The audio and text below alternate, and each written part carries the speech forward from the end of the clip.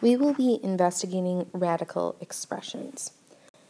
So, first thing we need to think about is looking at our roots. And the first root here is the square root of m to the fourth. And if you recall, we can think of it as a little 2, right? There's a square root there. Well, a square root is looking for two things multiplied together that equal m to the fourth, and those two things are exactly the same thing. So, got to think about it a little bit, but m squared times m squared equals m to the fourth, which means then that the square root of m to the fourth is going to equal m squared. Now with that in mind, we can look at the next problem, 49r to the eighth, the square root of that. Well, the square root of 49 is like taking the square root of any constant or coefficient. Square root of 49 is 7. And the square root of r to the eighth. Okay, we're looking for two things that multiply to r to the eighth. If you notice, we'll have r to the fourth times r to the fourth equals r to the eighth. Again, when we multiply like bases, we add. So in exponent world, if we have a square root, we're really taking that exponent to the eighth power and dividing it by 2 to get to the fourth power. And we're going to look more at that idea. So 7r to the fourth. And the cube root of a negative 27. And I include this because we have to remember that cube roots can have negatives in there. We can simplify cube roots with negatives. We cannot take the square root of a negative, but we can with a cube. This equals negative 3. Why?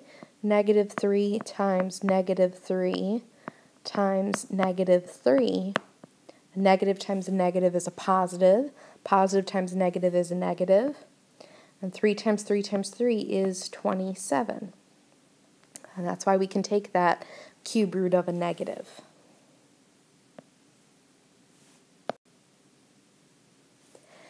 So now looking at roots as rational exponents, the square root of 100 can be rewritten as 100 to the 1/2 power. Okay, the 1/2 power means we are taking the square root, or the root 2. Similarly, then, we can look at the cube root of something, rewrite it, cube root of 27, as 27 to the 1/3 power. That equals 3.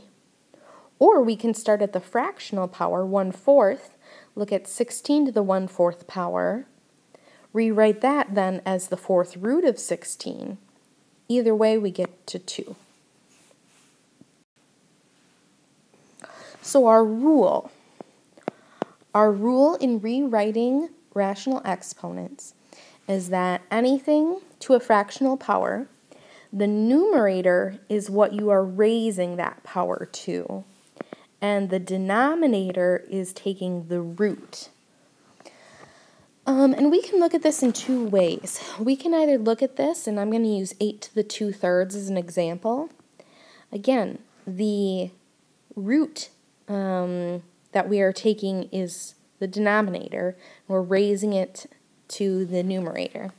So I could look at this as the cube root of 8, that whole thing squared, or I can look at this as 8 squared, then take the cube root of it.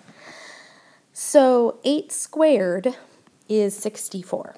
So this would be the cube root of 64. That's a little harder for me to compute in my head.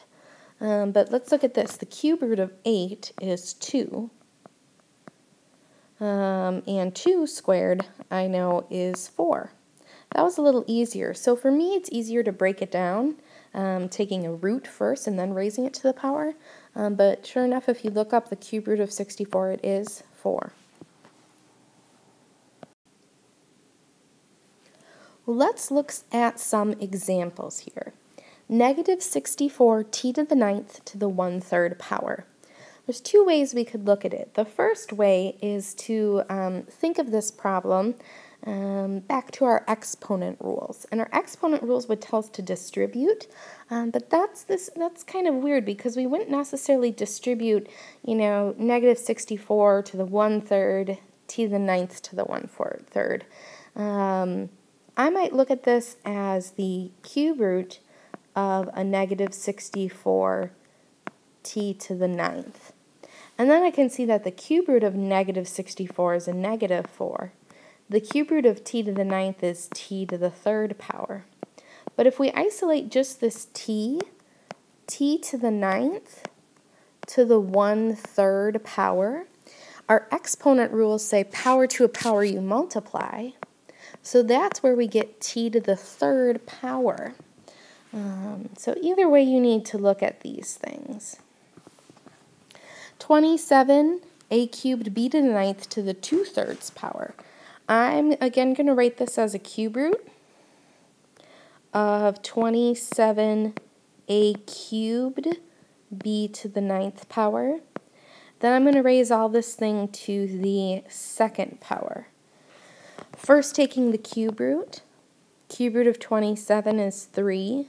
Cube root of a to the 3rd power is a. Cube root of b to the 9th is b cubed. And now I'm going to square this thing. And so squaring it, I have 9a squared b to the 6th. And this last example here, y to the 2/5. Now this is being multiplied by a quantity, and so actually we need to do some distribution here. Y to the 2/5 times y to the negative 2/5. When you multiply, you add. So we're going to add 2/5 plus negative 2/5. That would give us y to the 0th power. And 2/5 plus 3/5 is 5/5. So simplifying that, anything to the 0th power is 1. So y to the 0th becomes 1. And 5/5 is just 1. So we have 1 plus y as that final answer. And our last example is a division problem. And within that division problem, there's also some exponent rules. And so looking at this, I have x squared to the 1/4 divided by x to the 3/4 raised to the 2nd power. And so thinking back on my exponent rules, power to a power I can multiply, well, I'd have 2 times 1/4, which is 2/4, or 1/2. So in my numerator, I have x to the 1/2 power. Likewise, in the denominator, I'd have 3/4 times 2, which would give me 6/4, or reducing that down to 3/2. So in the denominator, I have x to the 3/2 power. And now when I divide two fractions with the same base there, or when I'm dividing, I subtract their exponents. So 1/2 minus 3/2 is a negative 2/2 or negative 1. So I get x to the negative 1st power. But we never want to leave things with negative exponents, so I'm going to rewrite that as 1 over x. And that would be our answer in this problem.